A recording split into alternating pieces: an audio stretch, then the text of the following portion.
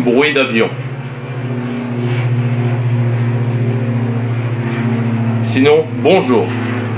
Dans cette vidéo, je passe le contrôle technique de la voiture qui n'a pas à passer le contrôle technique avant la première confinement de France. C'est-à-dire que le dernier CT valide était le 2 février 2020. Quelques jours après, on a eu le droit à un confinement total. Alors, qu'est-ce que j'ai fait pour pouvoir passer le CT pour dire qu'il soit valide? Eh ben, vous avez pu voir comme quoi que j'ai fait un réglage jeu aux soupapes. J'ai réglé un problème de fuite moteur. J'ai changé les ampoules. Je suis passé en ampoule jaune que je vais vous faire voir. Waouh! Pourquoi j'ai mis des ampoules jaunes alors que j'aurais pu très bien laisser les blancs, ça serait passé? Eh ben, c'est parce que en fait j'ai bien fait de contrôler quand même les ampoules, et puis j'avais envie de toute façon de remettre des ampoules jaunes pour prouver que à un gars qui a aussi une Super 5 qui est en train de un peu de retaper pour pouvoir rouler tous les jours, qui est de couleur bleue, je crois même que c'est une Super 5 Saga, que c'est pas parce que tu as des ampoules jaunes que ta voiture elle est refusée au CT. Si le gars t'a refusé ta voiture au CT, c'est soit parce que tes ampoules, le verre de l'ampoule est opaque, qui est possible parce que moi j'ai sur une des ampoules que je possède dans mon stock, le verre est opaque, soit ton réflecteur il est devenu marron. Et en aucun cas un contrôleur technique ne peut te refuser le CT avec des ampoules jaunes si ta voiture a été commercialisée avant 91. Code européen sur les ampoules. Et aussi pourquoi j'ai mis des ampoules jaunes aussi, c'est parce que j'ai bien fait de regarder les ampoules parce qu'elles ne seraient pas passées. Alors les veilleuses avant, les deux ils étaient cramés, donc je les ai changées. Grâce au rapide, ça a été rapide pour pouvoir changer les petites ampoules. Et aussi parce que je me suis aperçu que, et là ça ne serait pas passé au CT, j'avais une ampoule de 45-45 watts et j'avais une ampoule de 80-100 watts. Ici c'était une 100 watts. Maintenant j'ai une paire d'ampoules de 100 watts. Donc si je veux par la suite, je peux mettre des ampoules de 100 watts. Voilà. Ça ne serait pas passé parce que le gars il l'aurait vu tout de suite qu'il y a un truc qui va pas, que l'ampoule est beaucoup trop puissante ou défectueuse parce qu'elle serait trop lumineuse. Normalement les 80/100 watts c'est des ampoules que tu réserves justement pour faire du circuit la nuit. Avant peut-être qu'on te les vendait parce que justement les ampoules 45-60 watts n'existaient pas, à moins que c'est 60-65 watts. Et puis en fait ils ont perçu que des ampoules de 60 watts ça allait très bien. Donc c'est pour ça que tu retrouves plus des ampoules 80-100 watts. C'est sûr que tu doubles la puissance entre des R2 de 40-45 watts à des ampoules de 80-100 watts, c'est sûr tu doubles la puissance. Mais le problème c'est que ton faisceau électrique n'est pas adapté pour, donc tu risques fortement de le cramer. Et aussi tu crames le réflecteur, qui arrive souvent sur les anciennes voitures qui ont ce type d'ampoule parce que justement c'est un chrome et le chrome il boue. Il n'y a rien pour refroidir le feu, hein. Ça boue. Voilà. Autre chose aussi, j'ai été pas plus tard qu'hier, j'ai été chercher des pneus en urgence. Ouais, en urgence. Parce que je me suis aperçu après 1 mois et demi, 2 mois, que les pneus arrière n'ont pas la même bande de roulement.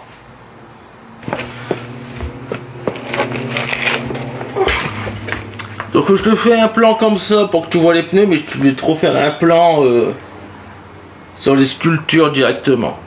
Donc, pour ton information, ces pneus là arrière sont des .S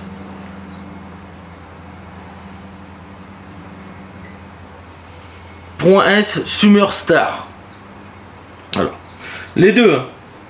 À mon avis, il doit être indiqué à l'intérieur. Alors déjà, c'est des pneus qui ont été faits en République tchèque. Bien. C'est le CZ, le République tchèque, si tu ne sais pas. Alors, quand il date, j'arrive pas à le voir.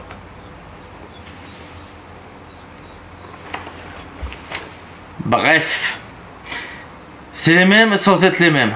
Voilà. Pourquoi j'ai dû aller en urgence et chercher des pneus? Bah déjà, tu vas pouvoir le voir. Et j'avais un doute, je veux pas que le véhicule soit en contre-visite majeure pour une connerie, tu vois. Surtout si c'est visuel. Donc, j'ai été chercher des pneus. Et là, je vais te faire voir la bande de roulement. Voici la bande de roulement pneu droit. Tu vois, la sculpture elle est un peu en... Elle est un peu en arrondi, tout ça. Voici la bande de roulement de ma moto. Qui n'a rien à voir avec l'autopneu, mais je voulais te faire une blague. Voilà, c'est fait. Elle est à chier, mais elle est faite quand même. Voici la bande de roulement, du coup, côté gauche du pneu qui est censé être identique. Comme tu vois, là, on a des traits qui sont droits. Tu vois, ils sont droits, ils sont plus en arc de cercle, ils sont droits. Si tu regardes déjà ici, on a des traits, tu vois, qui partent comme ça. Et si tu regardes là, on a des traits qui partent comme ça. Et il y a des pions dans le pneu. Théoriquement, ce n'est pas le même pneu, même s'ils ont presque la même sculpture de bande de roulement, de bande de contact. Voilà. Par chance, c'est que je suis tombé sur un gars qui est en train de dépouiller sa propre voiture parce qu'il y avait un joint de culasse. Devine sur quoi il a dépouillé sa bagnole. Enfin, devine sur quoi les pièces que j'ai achetées ont été dépouillées. Et ben non, perdu, c'est pas une Super 5. Non. J'ai acheté 2 roues de Twingo 1 face 1. Comment je sais que c'est une face 1? Parce qu'il m'a dit que ça allait être un carburateur. Donc je te présente de nouveaux pneus qui auraient été hors budget pour moi à acheter neuf, mais que je les ai. Donc j'ai des pneus que je dois mettre là pour le CT. 4 saisons. Je t'en parle aussi après.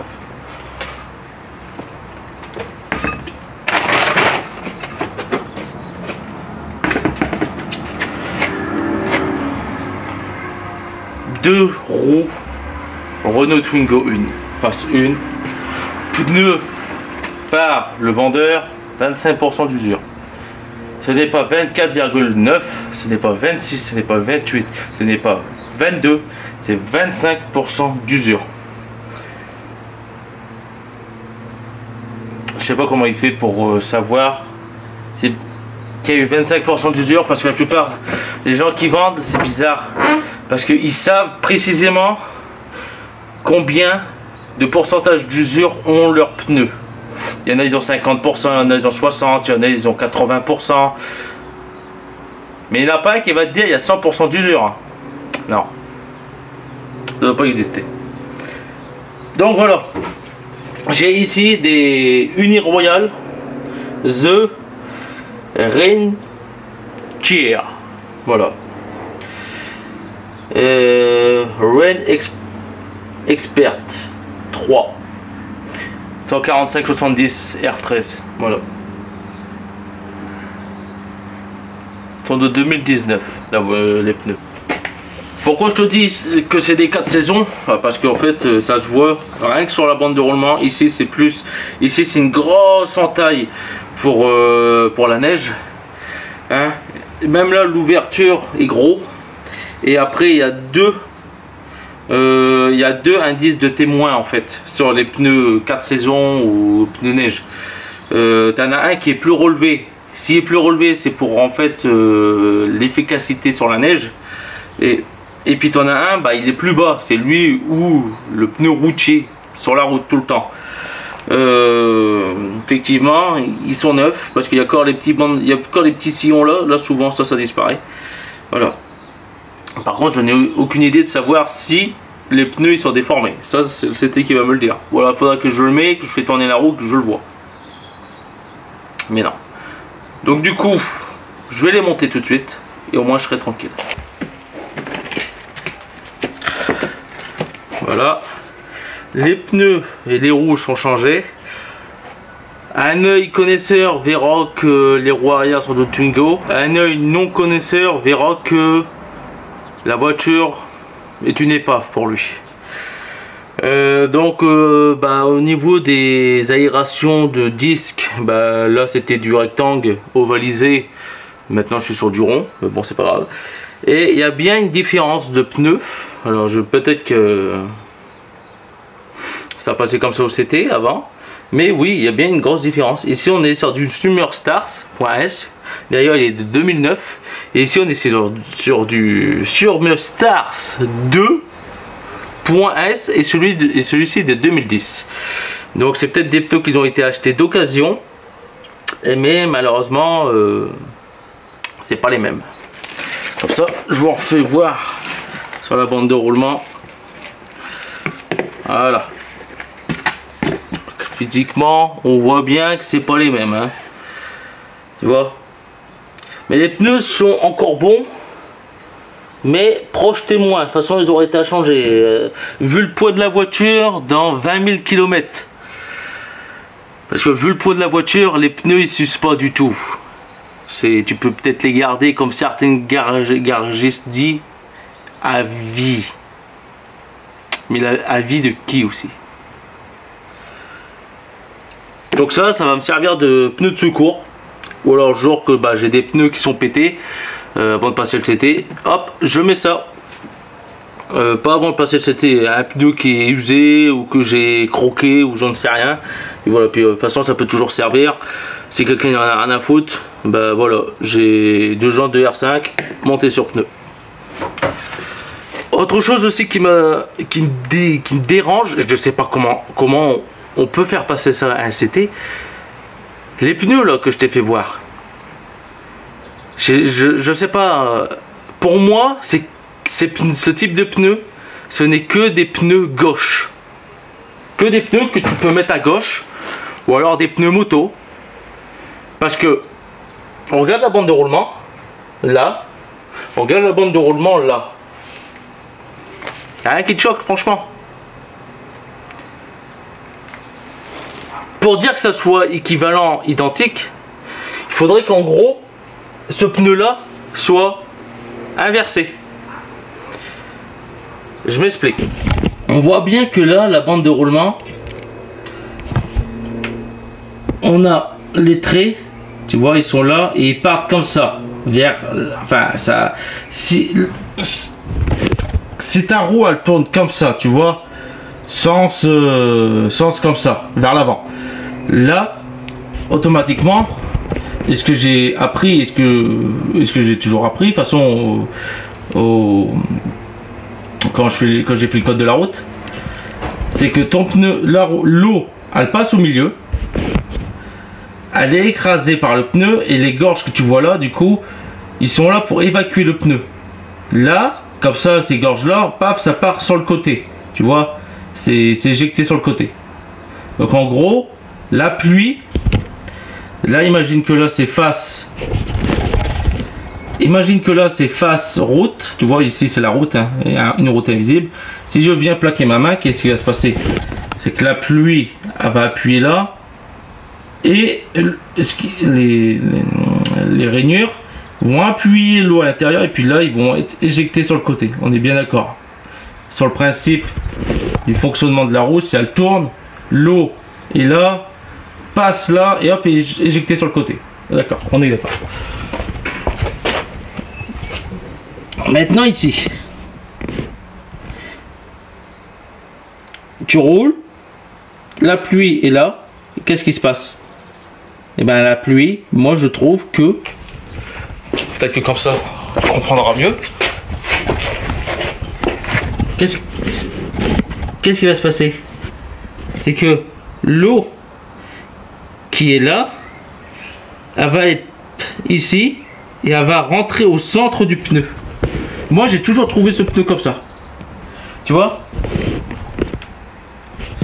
l'eau au lieu d'être évacuée sur le côté, moi je trouve que le premier point de contact ça va être cette bande là qui va pousser le pneu au centre, qui va pousser l'eau au centre du pneu et après elle sera bloquée. Parce qu'entre les deux, il n'y a pas d'ouverture. Tu vois, il y a des petits sillons, mais il n'y en a pas assez. J'ai toujours trouvé ces pneus-là dangereux, tu vois. Sculptés comme ça. Pour dire qu'ils soient exactement pareils, il faudrait qu'en fait, cette bande de roulement-là, elle serait ici. Et elle serait là. Pour que tu sois identique avec le pneu là-bas. Ce qui serait logique. Parce que là, en gros, c'est comme si tu avais un pneu qui roule à l'avant, qui roule droit, et un pneu qui roule à l'envers. Moi, mon point de vue, il est comme ça sur ces pneus-là. J'ai l'impression qu'il y en a un qui roule à l'avant et un qui roule à l'envers. Parce que quand tu regardes, la bande de roulement n'est pas pareille quand tu roules. Voilà, c'était juste mon point de vue. De toute façon, ça se voit physiquement. Tu vois que là et là, c'est pas le même sens. Mais enfin, ça passe tant mieux pour moi. Mais j'ai jamais aimé ces pneus-là.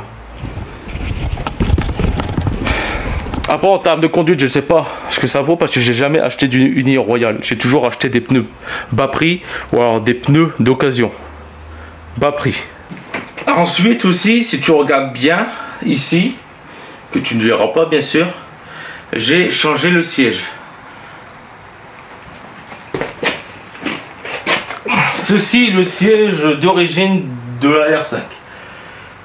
Je l'ai changé parce qu'il était craqué. J'aurais pu très bien le laisser, s'il serait passé au CT, tout ça. Mais j'ai envie que la voiture, elle paraisse pas épave. Tu vois qu'on a l'impression qu'elle est bien entretenue, même s'il y a des petits points de rouille et tous les impacts de grêlons font que malheureusement, on dirait que c'est une voiture qui est pas très bien entretenue.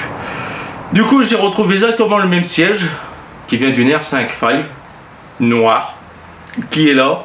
À mon avis, il doit être un peu plus vieux parce que lui, ce siège-là, en fait, le tissu, il est arraché au niveau du bas. Alors, donc ça, c'est le siège d'origine, passager. Je l'ai laissé là. J'avais tout démonté. Derrière, une vidéo que tu verras pas, c'est la rouille. Parce que j'ai perdu le fichier, je sais pas où il est. Je sais que je l'ai enregistré. Mais je pense avoir fait une manipulation douteuse dans l'appareil et que j'ai fait formater carte SD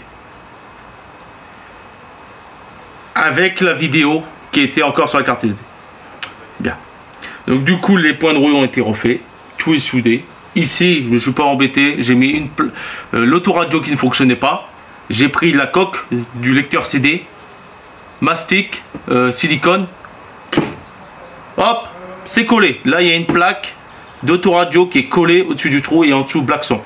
Là-bas, soudure, j'ai tout soudé, j'ai cramé les câbles, faisceau arrière, mais c'est superficiel, ce n'est pas le câble avec le cuivre, c'est juste la gaine qui maintenait ensemble tous les câbles. Oui, j'ai cramé les câbles, c'est tout. Voilà, il y a juste le câble audio que j'ai dû refaire qui lui était à cuivre. Voilà, donc ça, c'est bon. Tout sur ça fonctionne, tous les points de soudure sont faits. Sur l'avant, c'est fait aussi. Donc normalement, il pourrait rien me dire. Peut-être dire malformation ou défaut, mais c'est tout. Normalement, ça passe. Ici, quand j'avais tout démonté, j'ai laissé là-bas, j'ai laissé la porte. Et je laisse tout le temps la porte de mon garage, garage ouverte. Le chat est rentré, le chat a trouvé le siège, le chat a dormi sur le siège, le chat a fait ses ongles sur le siège. Un siège nickel se retrouve maintenant ici avec des accros. J'étais dégoûté. Donc celui-ci, le siège acheté à la casse. Je dois encore un peu le nettoyer parce qu'il est un peu gris. Quand je regarde les deux, ici il est gris, ici il est blanc. Le rouge ici, il est rouge pâle. Là, il est un peu plus rouge. Ici, tu le vois beau. Mais moi, je l'ai acheté. Il y avait ça de boue, de la mousse partout et plein de merde dessus. Mais quand je te dis plein de merde, c'était qu'il y avait plein de merde. Il y avait tout dessus. Il y avait un pare-choc, des feux, tout. De la mousse ici, recouvert, de la terre ici, c'était un billet, bah, c'était de la terre sèche. Je me suis même dit en l'achetant, il est possible que quand je vais le nettoyer, le tissu, tellement qu'il est sec, il va se casser. Voilà. Donc, comme tu peux voir ici, c'est bien tendu tout ça. Là, tu vois qu'il y a des vagues. En fait, les sièges, ils sont repris ici, tu vois, là, mais ici c'est tout déchiré. Et le truc il est derrière, mais le truc est déchiré. Donc en gros ici, ce qu'il faudrait que je fasse, c'est que quelqu'un me couse une petite barre, tu vois, ou des petits œillets. Moi derrière, avec un colson ou avec un élastique, je viens le tendre par en dessous sur la marture du siège. Comme ça reste bien à l'intérieur, tu vois. Parce que je les ai mis à l'intérieur. Mais quand tu te mets dessus, tu bouges, tu montes, tu descends. Et ben voilà ce que ça fait. Ça et ça. C'est juste ça. Mais je crois que je vais régler le problème, c'est que je vais mettre un point de colle ici, colle en spray, et puis je vais venir le coller. Au moins ça ne bougera plus. Je peux pas en mettre trop parce que si tu sues, tu vas décoller la colle et c'est là, c'est toi qui vas te faire coller au siège. Donc au moins là, c'est plus arraché. Évidemment, il y a quelques petits défauts et peut-être quelques petits accros, mais ça va. 30 € le siège. Donc avec les pneus, l'achat de la voiture et le siège, je suis à 560 € pour le moment. À l'achat de la voiture. Suite à ça aussi, je sais pas si je vous l'ai dit, j'ai ajouté une ceinture centrale. Acheté en brocante 1 €.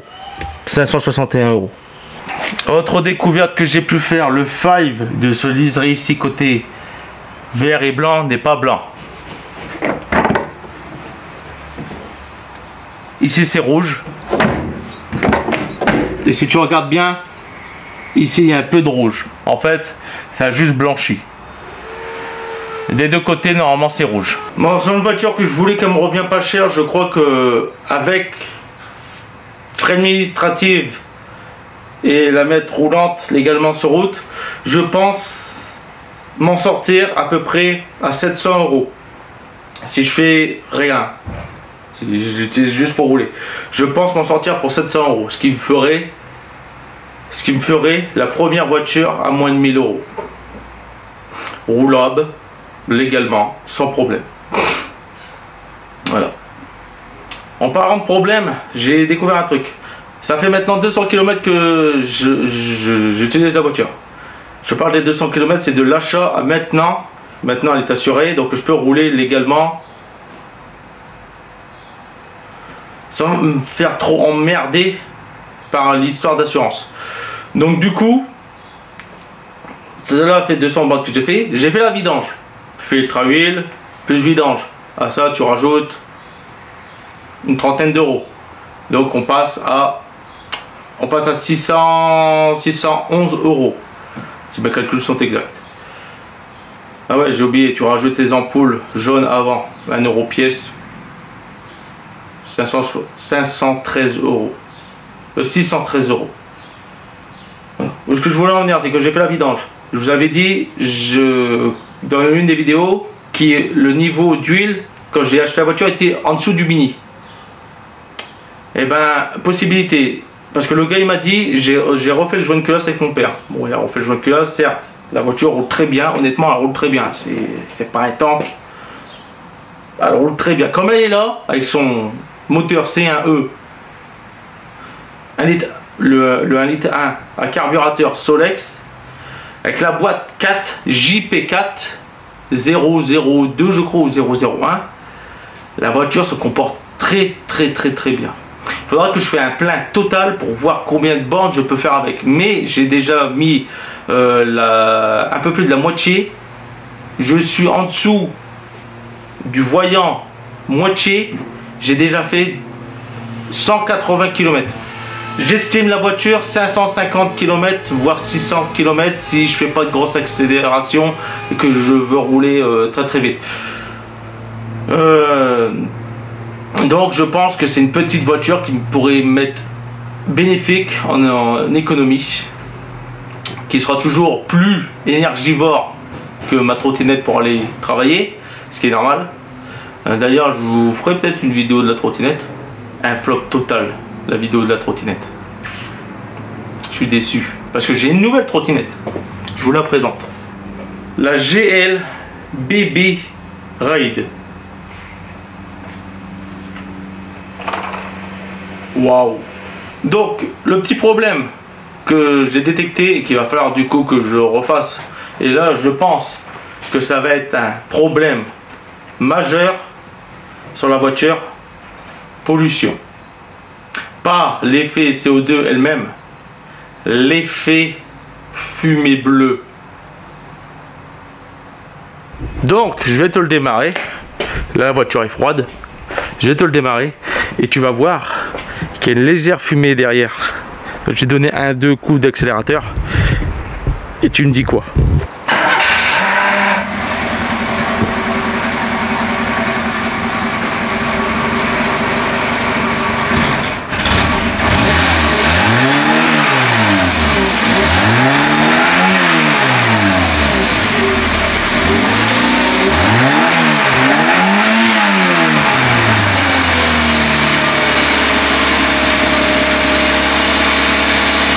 Bon, tirer à froid comme je viens de faire, toujours un risque de casser le moteur, donc fais-le si tu veux casser le moteur. Et je vais plutôt aller la faire, je vais rouler avec, je vous reprends après parce que là en fait il n'y a rien du tout. Donc il est possible que quand ça chauffe, donc ce qui voudrait dire que les joints de queue de soupape sont à faire. Et comment savoir si c'est bien les joints de queue de soupape et pas joint de culasse? Et ben tu as une chance sur 2. Si c'est l'air qui coule, enfin si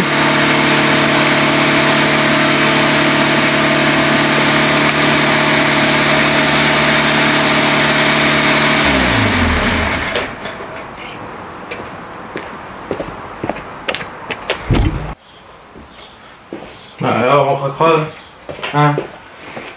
On profite que je fais un tour avec la voiture pour se prendre le siège. Ah oui, hein. Ah ouais. Mais tu sais quoi, ce siège-là, je te le donne. T'as qu'à le prendre pour toi, ce siège. Hein? Je lui donne. Ah! Par contre, je te donne pas ma main.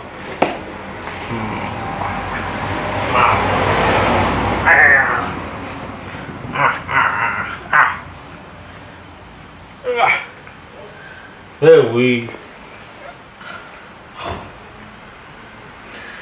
Tu sais très bien que tu vas pas me mordre. Plus heureux des chats.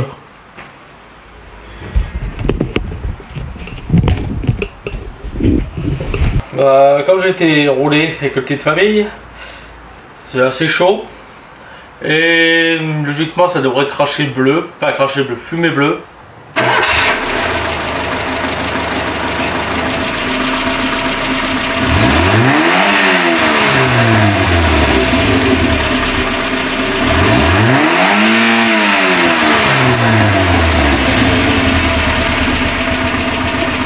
J'ai l'impression qu'elle crache noir aussi.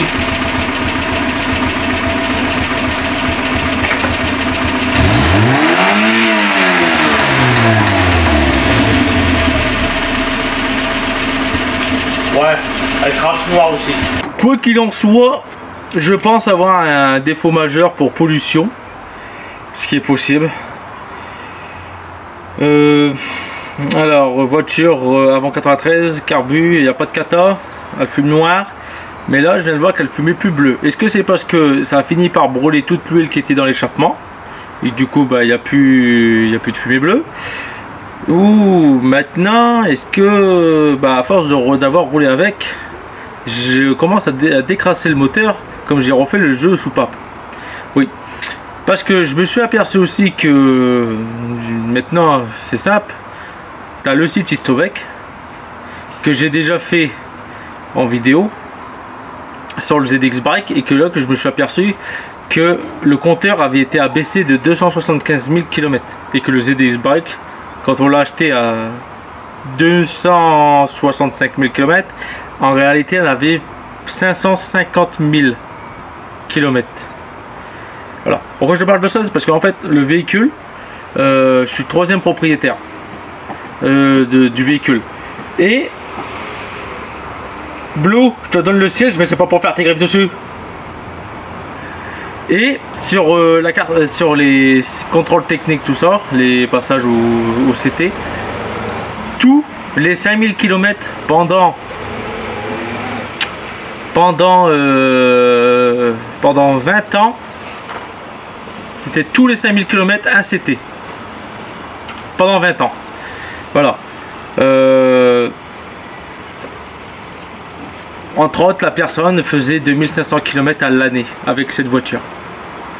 Voilà. Et la personne avant moi, à qui je l'ai racheté, a fait que 550 000 500, a fait 5500 km avec la voiture. Et puis maintenant elle est à moi.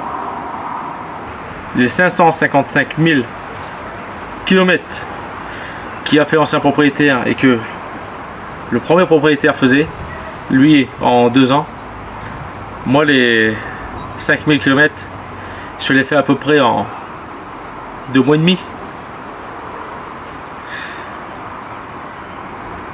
Je suis un gros rouleur.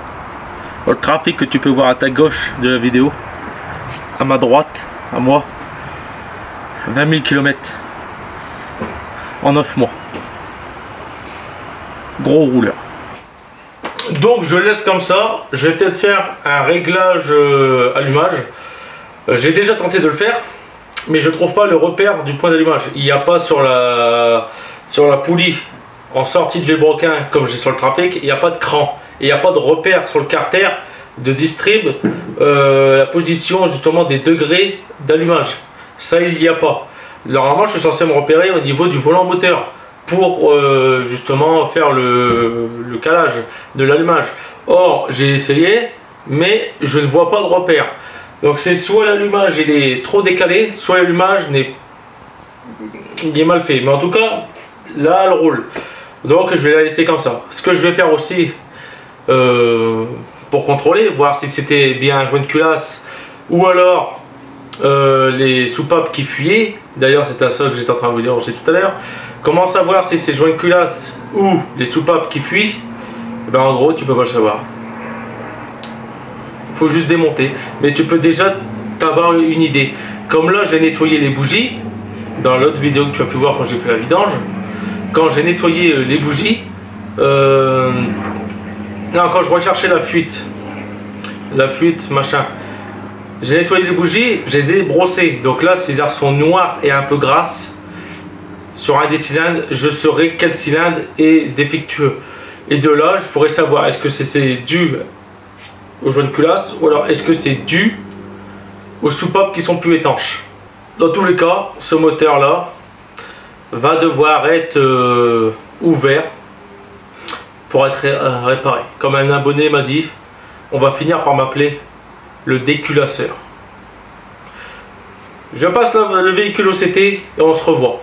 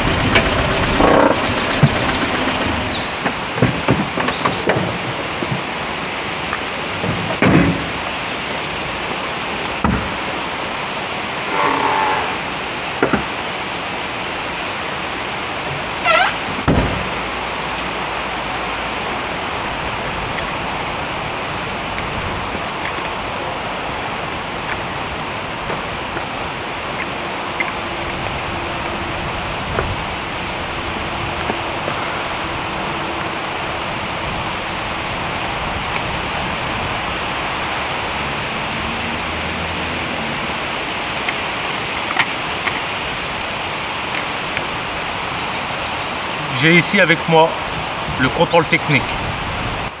Je vous laisse 10 secondes pour me dire s'il est critique, majeur, favorable.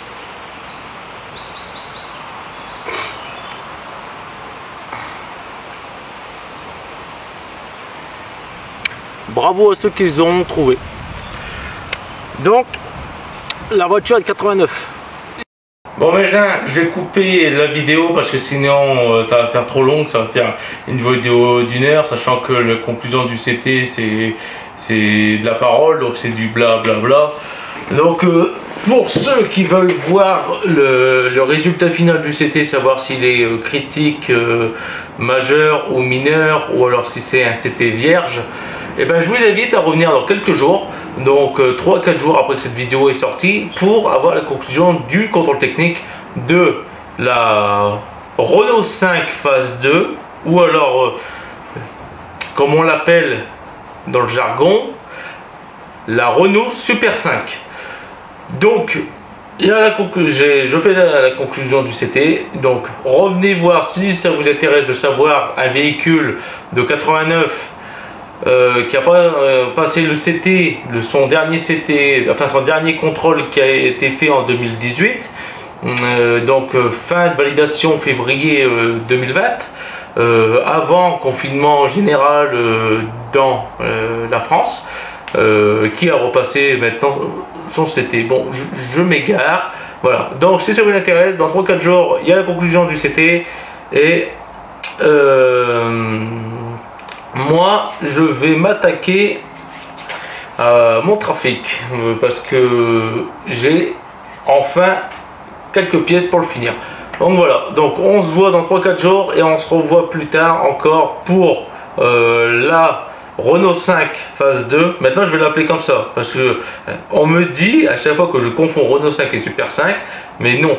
Donc maintenant je vais vous faire chier, je vais l'appeler Renault 5 phase 2, pour que tout le monde sait que Super 5 ou Renault 5 c'est la même, c'est Renault 5 phase 2. On l'a appelée Super 5 parce qu'elle était meilleure par rapport à la phase 1 qui est la R5. Renault 5 phase 2, le CT, conclusion dans 3-4 jours. Tu peux t'abonner aussi si ça t'intéresse. Et tu peux me dire aussi en commentaire, ah dis pas Renault 5 phase 2, ah c'est une Super 5, ah puriste.